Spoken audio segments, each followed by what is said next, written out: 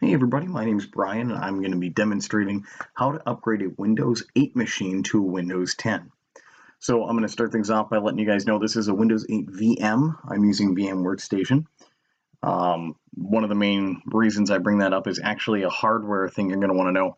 Make sure you give yourself enough RAM. 4 gigabytes is, I think, about minimum for this project to get it going without being in a snail crawl. Likewise, make sure you have enough hard drive space. This is going to require about 8 gigs or so before we even get started. And so the best thing you can do is make those hardware adjustments now. The first thing we're going to want to do is head to the Microsoft website. Just for reference, this is running off of 4 gigs memory and it is also being fairly slow. Granted, that also is probably just because of my video recorder that I'm using, so don't take this to heart too much. So we're heading to this website here, and here it says download tool now. You can double check some of these other items in the list here, like using the tool to create installation media. So like I said, this is a VM, which is very helpful if I want to create an ISO file that I can run off of later to support the VM rather than continuing to run off of a Windows 8 ISO. And I can just attach the Windows key that I have for my Windows 8 to the Windows 10. So again, you want to click this download now tool. I've already downloaded it, so I'm not actually going to click it at this time. We're just going to head down to my downloads folder and check it out.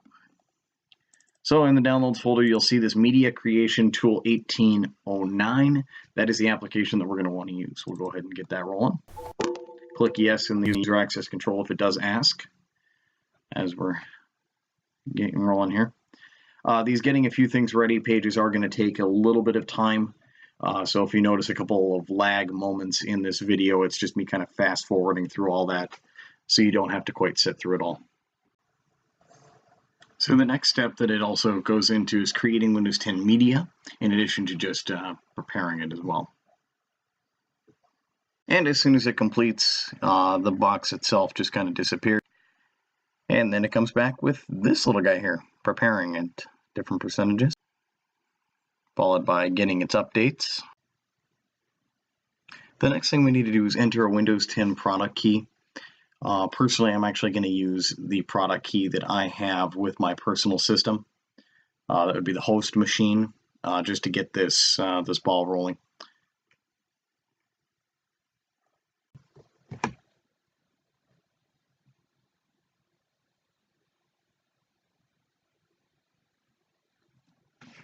All right, so now that I've got the product key put in, which, by the way, you can look up on the internet.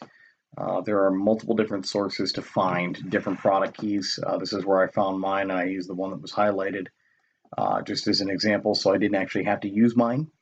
Just type it in, and this one actually did work. It will authenticate them online, but for some reason, normally it's not supposed to, but I was able to get it to work with the key again that I have highlighted here.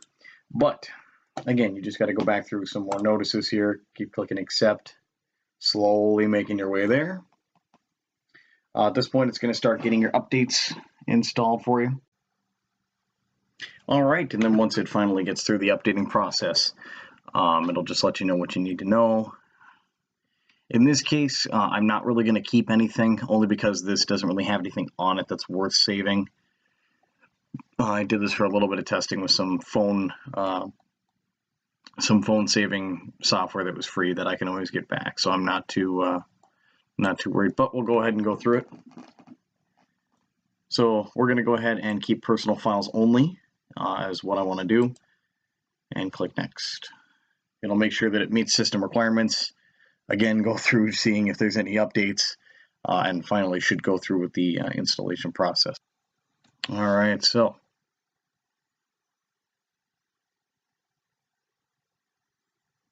due to lower storage space, you can't install the latest security and features updates. For Windows 10, complete parts A and B to free up space and select the refresh icon. Alternate options to free up space may be available. So part A, free up space in the C drive complete. Then part B, select to connect an external storage device, 10 gigabytes needed.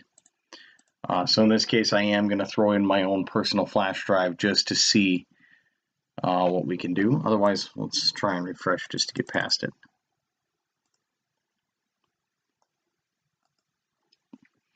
Of course, using that other option really doesn't give us much to work with. And just for sake of ease, again, I'm going to revert this back to its old Windows 8 snapshot, but with things being the way that they are, I am going to actually install an external device just to make this work. So as the example for this, I am going to be using just a 64 gig flash drive here to simulate that external storage. You can also use solid state drives if that's what your preference is.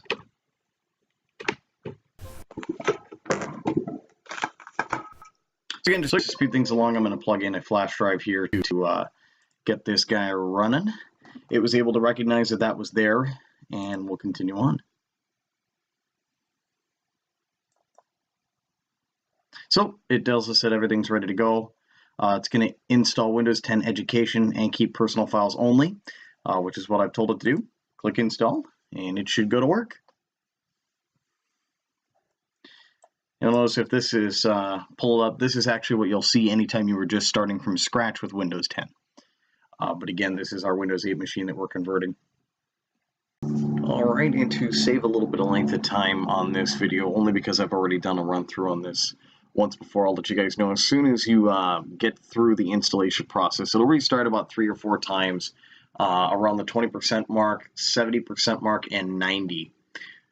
And once it does those 3, that's been the average 3 or 4, but usually just 3 restarts, that is when you actually get the Windows 10 desktop to open. Alright, so once the installation finally completes, you can go ahead and just kind of go through this real quick and hit accept. Again, this is just to show you guys a brief overview of everything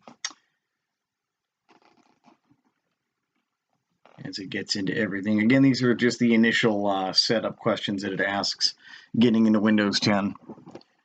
And as soon as that is complete, voila, we have ourselves a desktop for Windows 10. Really hope you guys enjoyed the video. If you did, please make sure you hit that like and subscribe button, as I'll be posting more tutorials coming up here in the next couple of days for a wide range of IT topics. So definitely stay posted for that. Otherwise, thanks guys for watching.